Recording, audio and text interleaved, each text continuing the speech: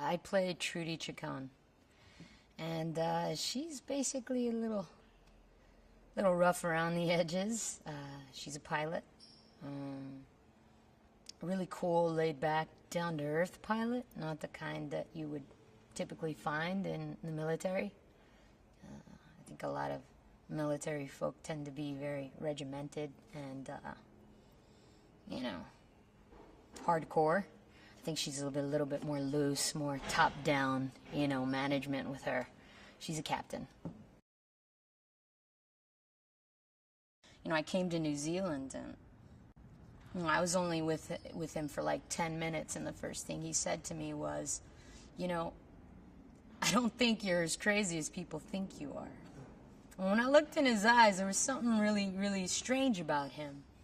I think he has the ability to see through the dirt, you know what I mean, and actually see people. And it's really funny because his characters, avatar characters in the film actually address that, where, they actually had, the way that they greet each other is they say to each other, "I see you." And it's really funny that he would use that terminology because that's pretty much what I think he sees when he looks at people. Like, I think he really sees people, for who they are, like, through the veils. And I think that's kind of cool. I think he embodies a lot of the characters that he wrote. It's got to be logical with Jim. It's got to have some sort of possible explanation. It can't just be out of thin air, it just works the way that it works. No, it actually has to be a possibility that in the future you could actually build something like what he's creating.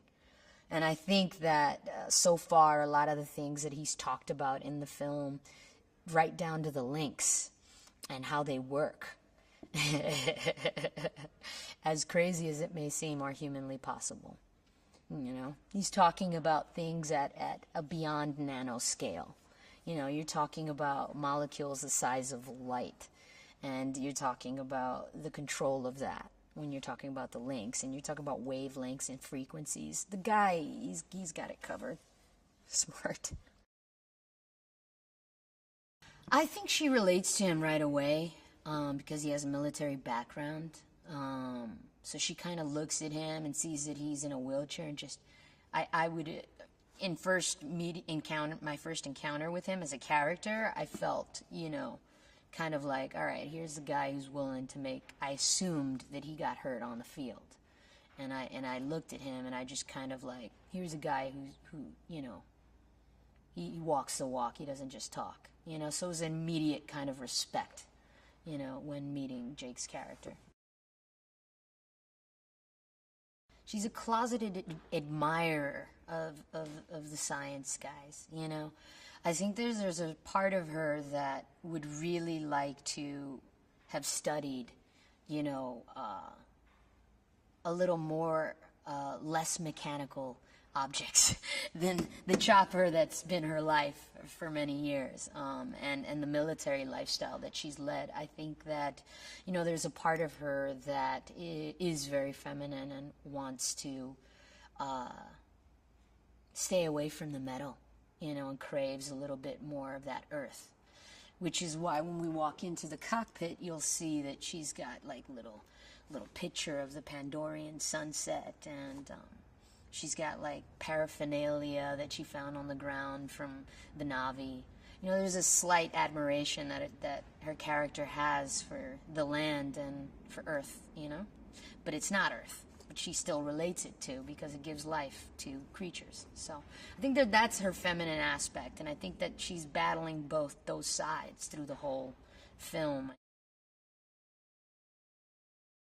What about walking on set, right? Weird cameras, right? You're interacting. Then all of a sudden, when you go watch yourself, you're not only live 3D, but they've merged motion cap with your preview of live 3D. So you're like watching yourself and the motion capture illusion that they created in a computer at the same time, live. Right after you shot your scene, like 4 minutes later, not even. You know, it depends how fast it takes you to walk from set to the screens. Wow. You know, it's worth the wait, man. Everybody at one point in their lives, once introduced to the entertainment world of going to actually watch a film at a movie theater, have always dreamt of watching an entire film in 3D. That is enough of a reason to go watch it, and then you'll be flabbergasted when you get 150% more than what you asked for, when you're actually sitting in that chair and enjoying an actual wonderful story.